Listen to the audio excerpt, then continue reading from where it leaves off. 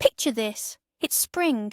You're bursting with hope, and you pull out those treasured seed packets you've been saving, maybe from last year, or even the year before. Sound familiar? But right then, that sneaky question pops into your head. Are they even still viable? Is it worth wasting precious time, valuable space in your starting trays, and all your effort on them? Most gardeners at this point either take a gamble and sow them blindly, or they reluctantly toss out their old stash and rush to the store for new ones. But what if I told you that you are making a huge mistake? That there is an almost foolproof way to find out the truth about your seeds in just 1 minute. Yes, 60 seconds. In this video, I'll show you the simplest method, one our grandmothers used, but whose main secrets and nuances very few people actually know. Watch till the end, and you will never throw away another potentially high-yielding seed again. Before we jump into the method itself, let's understand why seeds lose their potency in the first place. A seed is essentially a living organism in a dormant state, a tiny capsule of life, holding a sleeping future sprout. And just like any living thing, they have a shelf life. The biggest enemies of seeds are heat, light, and humidity. If you stored those packets near the stove in the kitchen, on a sunny windowsill, or in a damp shed, your chances of success, unfortunately, aren't great. Ideally, in a dry, dark, cool place, seeds from many popular crops, like tomatoes or cucumbers, can remain viable for 5, maybe even 8 years. Viability, or germination rate, is simply the percentage of seeds that are capable of sprouting under favourable conditions.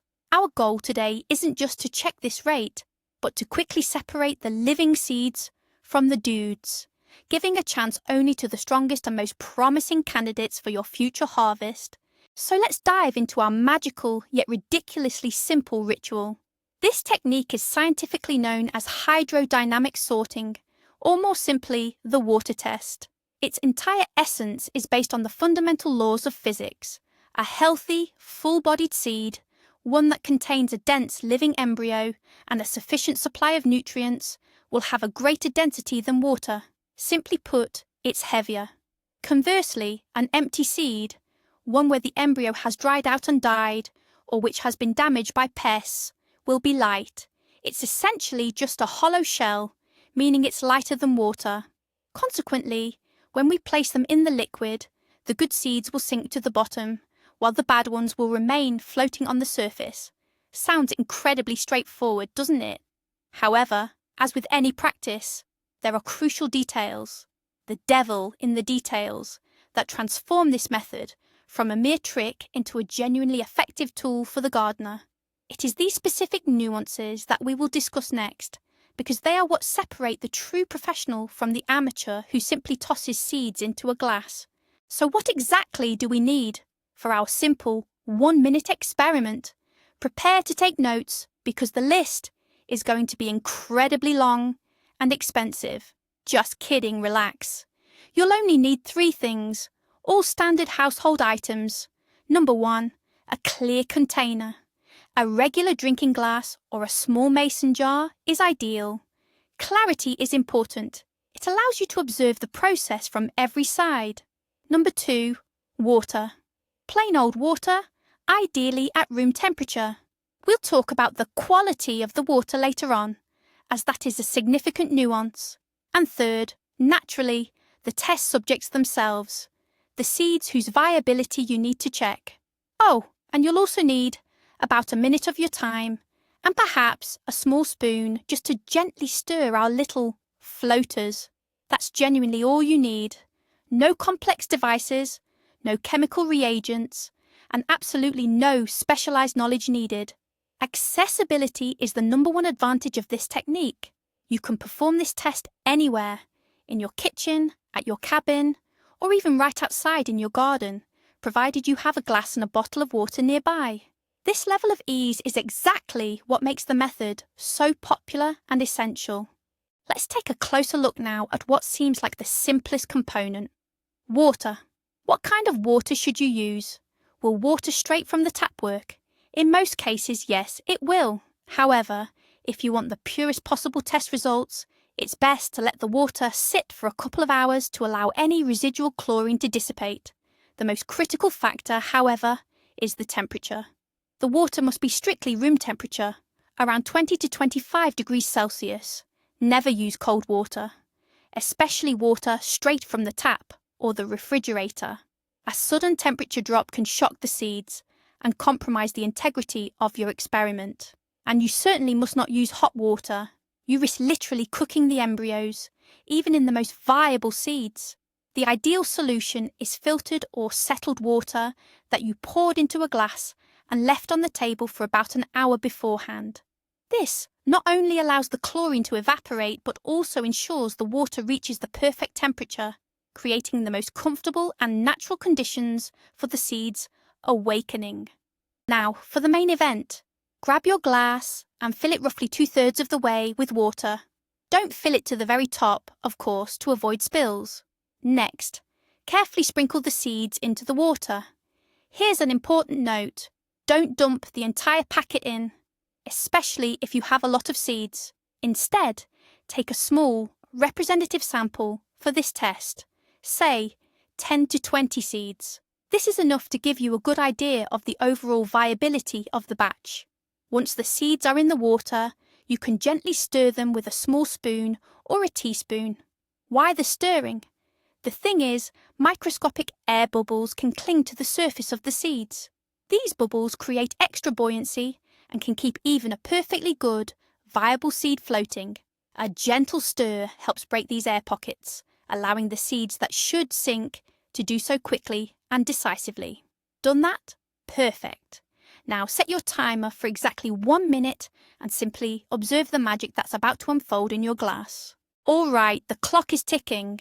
What exactly are we seeing in the glass? The transformation happens almost instantly. The heaviest seeds, the ones full of life, drop straight to the bottom like stones. Others hesitate, suspending themselves temporarily in the water column, almost as if they're pondering their next move. And some, the lightest ones, simply remain floating on the surface, showing no inclination to sink. This is the sorting process in action. As this minute progresses, you'll notice some of those hesitating seeds slowly begin their descent to the bottom as well, now that they've absorbed enough water. That's precisely why we give them this short grace period, instead of jumping to conclusions in the first few seconds. Within 60 seconds, the majority of viable seeds manage to overcome the water's surface tension and settle firmly at the bottom of the glass. Your only job now is to observe carefully. You can even give the glass a gentle tap with your finger to help those stuck seeds make up their minds. 1 minute is the optimal duration for this quick assessment. It's just enough time for this initial separation, but crucially, it's not long enough for the seeds to begin the irreversible process of germination. A minute has passed and the separation is clear.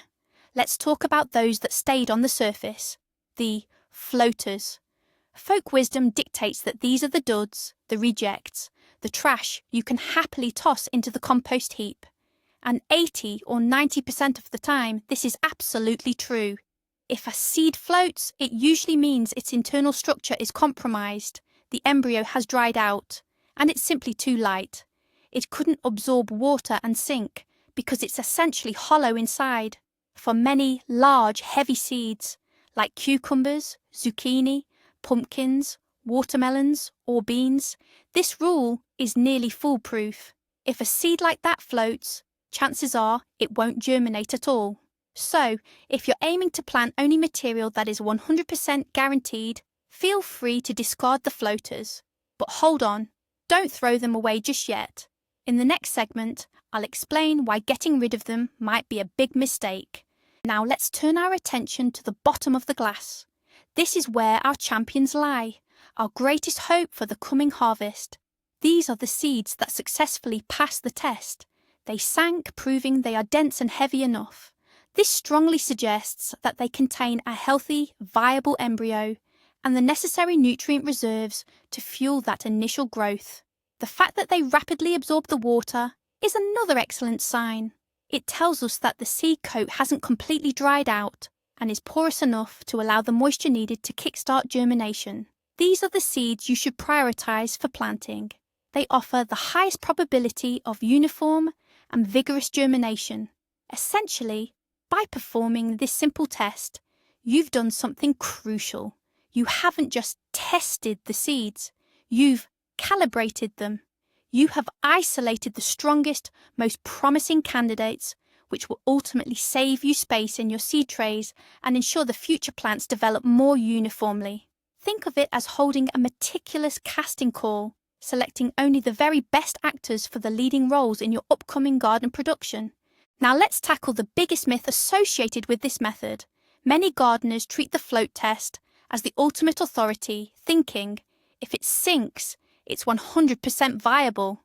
If it floats, it's completely empty. That is simply not the case. It's crucial to understand that this is an express method, a preliminary sorting, not a laboratory analysis of germination potential. It checks the density of the seed. It doesn't guarantee its life force or vitality. There are rare instances where a seed sinks, but the embryo inside is still non-viable for other reasons, such as disease. And, more importantly, there are cases where a completely healthy and viable seed remains floating. Why does this happen? The reasons can vary. An unusual seed shape that creates air pockets, or an overly dried but still intact seed coat that simply needs more time to absorb water. So remember this key rule. The test is excellent for screening out obvious duds, but some floating seeds deserve a second chance. This is especially true for certain types of crops. Let's talk about which seeds this test works best for. The perfect candidates for this water method are medium to large seeds that are typically round or oval and have a dense, solid structure. First and foremost, this includes the entire cucurbit family: cucumbers, zucchini, summer squash, pumpkins, melons, and watermelons. Their large, heavy seeds separate very clearly into viable, full seeds, and non-viable, empty ones. This method also works excellently for legumes like beans and peas. You'll also see good results when testing the seeds of tomatoes, peppers, and eggplants, although they sometimes have those borderline seeds that just need a little extra soaking time.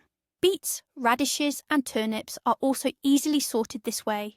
Essentially, for most popular garden vegetables, where the seeds are large enough to clearly monitor their behavior in water, this method proves to be an incredibly reliable tool. It quickly allows you to discard a significant portion of non-viable stock, dramatically increasing your germination rates and ensuring healthier seedlings. But be warned, some seeds are tricky. For these, the float test isn't just useless. It can actually be harmful because it will give you misleading results. This primarily includes all fine or dust-like seeds such as those from petunias, lobelias, strawberries or celery. They are so incredibly lightweight that water's surface tension simply won't allow them to sink. Even if they are perfectly viable, every single one of them will float on the surface. You should also use caution with seeds from the Umbelliferae family, the carrot or parsley family. Think dill, carrots, parsley, or caraway. Their seeds often have a flat shape and an oily, volatile coating that gives them extra buoyancy. Many perfectly healthy seeds from these crops will float. The same applies to certain seeds in the Asteraceae family, such as lettuce or asters. For these difficult seeds, there are other, more reliable testing methods. For instance, you can try germinating a small batch on a moist paper towel. It's best to skip the float test entirely for these types, so you don't accidentally throw away perfectly good planting material. We talked about the 1-minute rule, but what happens if you leave the seeds in the water for longer, say 5, 10, or even 30 minutes? The scenario changes. Some seeds that initially float might gradually absorb moisture and finally sink. These are often the hesitant ones, whose outer shells were simply too dry. By giving them that extra time, you are essentially giving them a chance to rehydrate. So if you have the time and you're dealing with valuable or older seeds, it's absolutely fine to extend this experiment up to half an hour. If a seed still hasn't sunk after that time, its chances of successful germination are truly minimal. However, there is a crucial flip side to this. You should never leave seeds soaking for several hours or overnight. unless you intend to plant them immediately afterward. Prolonged soaking initiates irreversible processes of waking up and germination. If you try to dry the seeds out after this, the embryo is highly likely to die. Therefore, the rule is simple. Extended soaking and testing should only be done right before immediate planting. Let's take a quick peek inside the seed and explore the science behind this simple test. So what exactly determines a seed's density? It all comes down to the endosperm, the nourishing tissue that surrounds the embryo. In a healthy, fully matured seed, the endosperm is tightly packed with starch, proteins, and fats. The embryo itself is viable and full of moisture. This entire structure has a specific density higher than water. When a seed dries during storage, it loses some moisture, but the internal structure remains robust and dense. Once placed in water, it quickly soaks it back up like a sponge, becomes even heavier, and immediately sinks. Now, what about a dead or non-viable seed? Its embryo dies and desiccates, the endosperm breaks down, and this creates large internal voids that are filled with air. That seed becomes buoyant, light as a cork. Even if the outer casing absorbs a little water, that weight simply isn't enough to overcome the massive buoyancy generated by those internal air pockets. And that is the simple physics lying beneath this clever little gardening trick. Let's run a quick, practical experiment using one of the most popular seeds around, tomatoes. We'll grab some seeds from a packet that's 3 or 4 years old, pour about 20 seeds into a glass of room temperature water and give them a gentle stir. Right away we can see that more than half of them immediately sink to the bottom. Perfect. A few seeds remain floating on the surface. We wait just 1 minute. In that time, another 2 or 3 seeds seem to make up their minds and sink down to join their brothers at the bottom. So, after a minute, we're left with, say, about 4 seeds floating. These are our primary suspects. Tomato seeds usually respond very well to this type of viability test. Generally, the ones that float are either empty hulls or underdeveloped seeds. The seeds that sank can almost certainly be considered viable. We carefully scoop the viable ones out of the water, lightly dry them on a paper towel, and immediately get them ready for planting. They've already had their first drink of water and are ready to wake up and start growing. Now let's look at a more challenging subject, sweet pepper seeds. They are notorious for being fussy and often take much longer to germinate compared to tomatoes. We'll follow the exact same procedure. Pour them into the water. Now what happens? The results may not be as straightforward this time. Often with pepper seeds, many will remain floating on the surface or suspended throughout the water column. Does this mean they are all bad? Not necessarily. Pepper seeds have a looser hull structure, allowing them to trap air for a longer period. This is precisely where we should extend the experiment to 15 or even 20 minutes. You'll find that during this extended period, a significant number of those seeds will eventually drop to the bottom. However, even after 20 minutes, some remaining floating pepper seeds may still prove to be perfectly viable. Therefore, when dealing with peppers, consider this test primarily as a method for discarding the absolute worst offenders, the obviously hollow, empty seeds. Treat the remaining floaters with less suspicion, and perhaps sow them separately just to see how they perform. Okay, so you've separated the viable seeds, the ones that sank. What's the next step? The most important critical point is this. They must either be sown immediately or dried thoroughly and correctly. You can't just scoop them out of the water and leave them lying on a plate or saucer. You've already triggered the germination process by exposing them to moisture. The ideal scenario is simple. Scoop the sunken seeds out with a spoon or drain the water through a sieve. Blot them quickly on a paper towel to remove any excess surface moisture, and then plant them immediately into your prepared soil. They are primed for growth, and this head start will give them a distinct advantage. However, if you don't plan on sowing them right away, you must dry the seeds quickly and thoroughly. Spread them in a thin layer on dry paper, in a warm, well-ventilated area, away from direct sunlight. Make sure to toss or stir them periodically. Only once they are completely dry can you safely put them back into storage. Otherwise, they risk moulding or even beginning to sprout right inside the seed packet. But what should we do with the seeds that refuse to sink? The so-called rejects. As I promised, hold that impulse. Don't be too quick to toss them straight into the trash, especially if they are from a rare or particularly valuable variety. Give them a second chance. Carefully collect them from the water's surface and sow them separately in a small container or pot. Label it clearly. Floaters. Yes, their germination rate is certainly lower, but it is absolutely not zero. You might be surprised to find some perfectly healthy seedlings sprout amongst them. This simple experiment won't cost you a thing, but could yield several bonus plants. If you get even 1 or 2 healthy plants out of 10 such seeds, consider that a win. This approach turns you from a simple user of a gardening tip into a genuine researcher. Instead of blindly following the rule, you're testing it, drawing your own conclusions, and potentially rescuing a future harvest that others would have simply thrown away. That's the real wisdom of a seasoned gardener. As a bonus, I want to tell you about another rapid testing method, a destructive one, which we'll call the crush test. Keep in mind, this only works for very large seeds. It's perfect for pumpkin seeds, big squash, or even old, large cucumber seeds. Take a seed and try to crush it between your fingernails, pressing on the sides. If the seed is hard, firm, and resists your pressure, it's most likely full and viable. But if it squishes easily, feels hollow, or snaps with a dry crunch like a shell, you can guarantee it won't germinate. Another version of this test is to actually bite the seed open.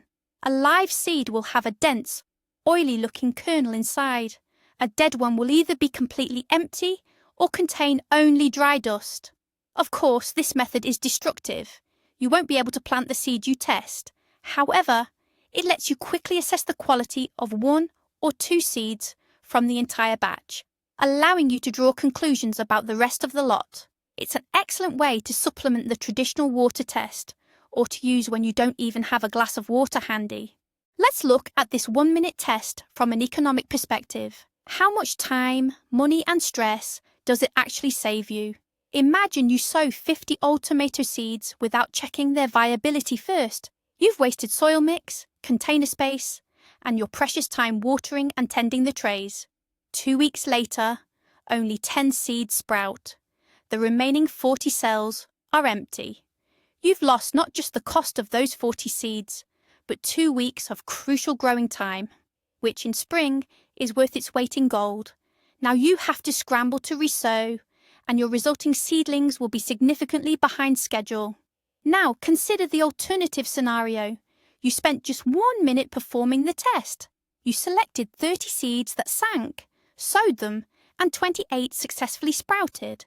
That's a fantastic yield. You saved soil, container space, and time, and you now have a strong, uniform set of seedlings ready right on schedule.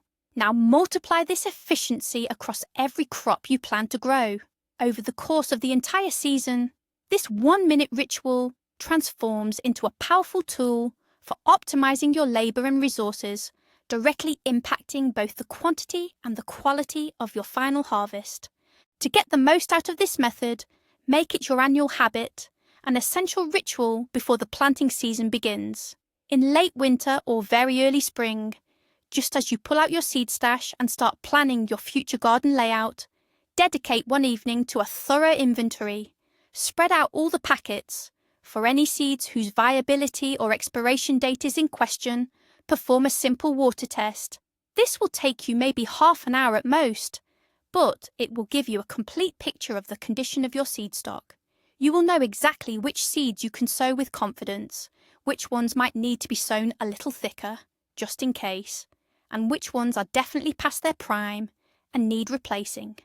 This approach allows you to be much more mindful when purchasing new seeds. You won't buy unnecessary backups, just in case. Instead, you'll know precisely what you need to restock.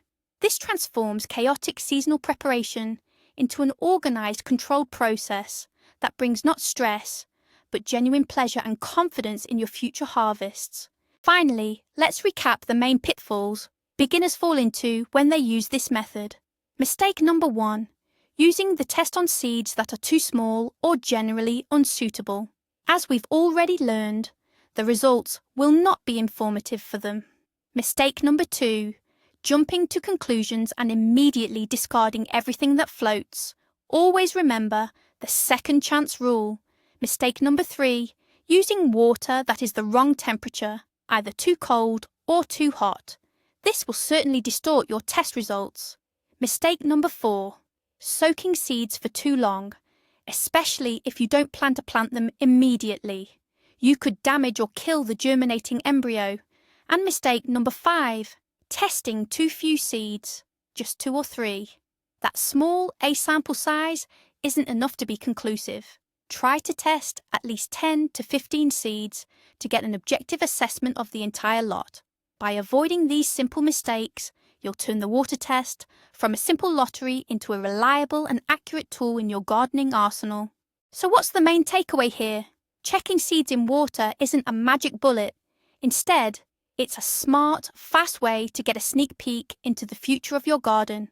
It's a fantastic tool for initial, rough sorting, allowing you to quickly filter out most of the non-viable seeds in just about a minute. It saves you time, space, and resources. But the most crucial turning point you should internalize today is this. Don't blindly trust the test 100%, and don't throw away everything that floats, especially when dealing with tricky crops or valuable, rare varieties. A gardener's true wisdom isn't found in strictly following the rules, but in understanding how they work and knowing when it's okay to break them. The main message I wanted to leave you with is, test, sort, but always give them a chance. Thank you so much for watching this video all the way through. I truly hope you found it useful and learned something new. If you did, please hit that like button and subscribe to the channel so you don't miss out on other gardening tricks and hacks. Now, for a question for you, what traditional or scientific seed testing methods do you use? Maybe you have a secret technique of your own? Share your experience in the comments below. Let's build the most comprehensive knowledge pool together.